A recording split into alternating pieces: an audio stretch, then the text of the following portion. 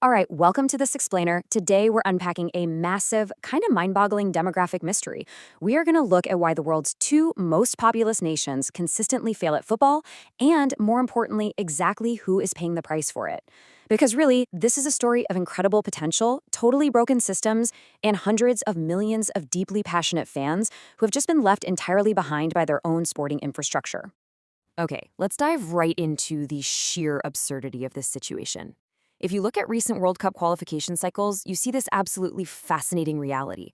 Tiny nations, I mean really small places like Cape Verde with just 500,000 people and Curacao with a population of only 150,000, have found incredible success on the international stage. Yet India and China, who boast a combined 2.9 billion people, are completely shut out. Just to put that into perspective, that is almost 20,000 times more people than Curacao. But somehow, they simply cannot find 11 players good enough to qualify. Now, you'll often hear a pretty common excuse for this. People claim, well, these countries just aren't interested in football. They care about other sports. But the data tells a completely different story. China actually has an astonishing 200 million passionate football fans.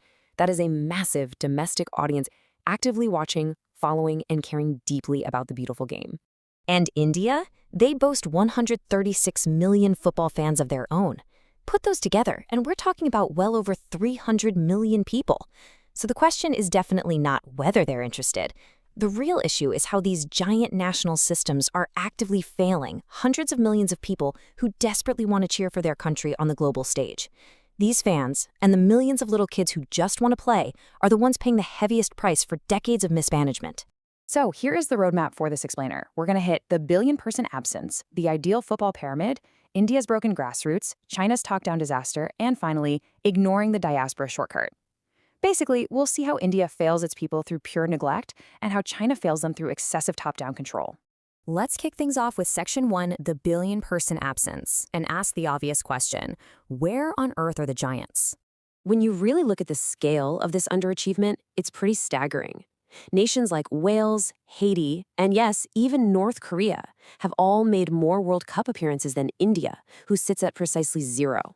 And China? Well, they've qualified exactly once. That was back in 2002. And during that one appearance, they conceded 9 goals and scored absolutely 0. So this absence isn't just some recent slump. It's a permanent historical reality. To understand why this happens, we have to move to Section 2, the ideal football pyramid, to establish the absolute gold standard of player development. The solution for a successful footballing nation relies on what we call the football pyramid. Think of it like a giant, seamless conveyor belt. At the foundation, you need abundant space to play. Europe, for example, has over 400,000 pitches, just to give kids a casual place to kick a ball around. In the middle, you have schools, weekend games, and development academies.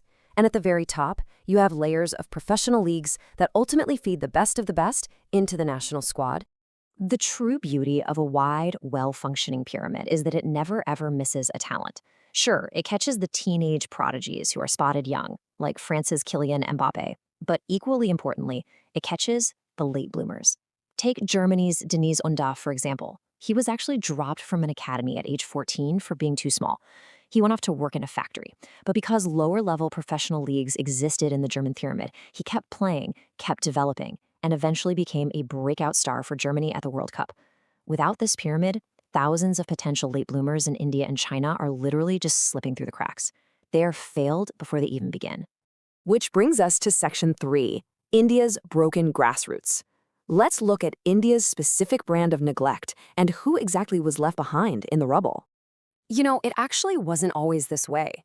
India was a genuine football powerhouse in the 1950s. They even made it to the semi-finals of the Olympics and were invited to the World Cup. But then, a massive cultural shift happened. In 1971, India secured a historic victory over their former colonizer, England, in cricket. That single win sparked a massive wave of national pride. And from that moment on, the country poured all of its investment and passion into building a cricket pyramid, leaving football completely in the dust. The real victims of this historical shift, it's the kids in India who want to play today. They are totally starved of resources. In the global top 100 footballing nations, you typically see between 0.7 and 5 licensed coaches per 10,000 people. India has a staggering 0.06. There is virtually no space to play, no trained personnel, and in 2023, the entire country had fewer than 100 development clubs. The grassroots foundation just literally does not exist. And the top of India's pyramid? It's just as broken. The professional Indian Super League has dealt with constant chaos, collapsing clubs, and financial uncertainty. The National Federation was even temporarily banned by FIFA in 2022 over governance issues. As writer Bobby Gosh points out, there's just zero political will to fix it because there is no widespread national outrage holding politicians accountable. It is a vicious cycle of apathy that ultimately traps young, aspiring Indian players, leaving them with absolutely no path to the world stage. Moving on to Section 4, China's top-down disaster. Here we see the exact opposite problem. While India failed its fans through neglect, China tried to aggressively over-engineer their pyramid from the top down. China's leader, Xi Jinping, is a massive football fan, and he famously laid out 3 wishes for Chinese football: to qualify for, host, and ultimately win the World Cup. To make this happen, the government launched a massive master plan in 2015.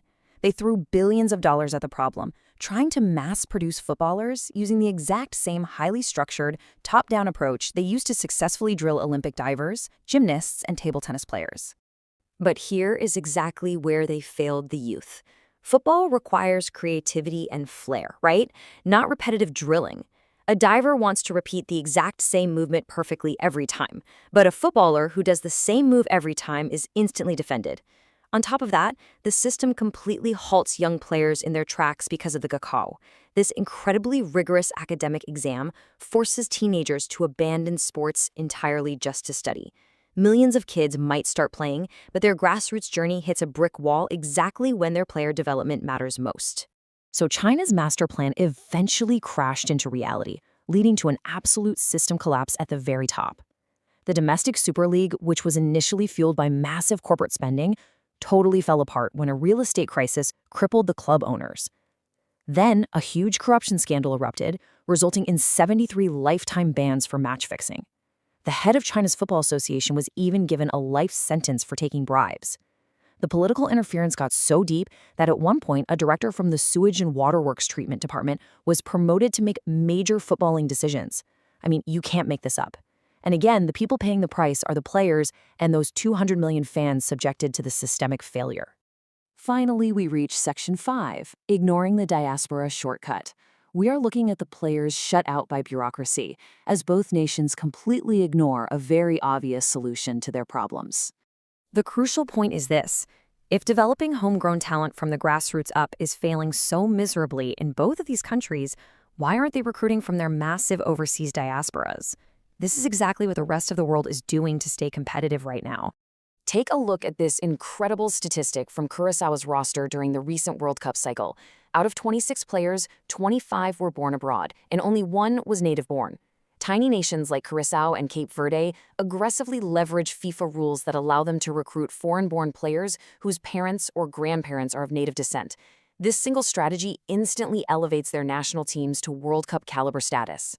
India and China both have massive diasporas living in places like Europe. We're talking about elite athletes who deeply want to represent their heritage, but rigid government bureaucracy completely shuts them out.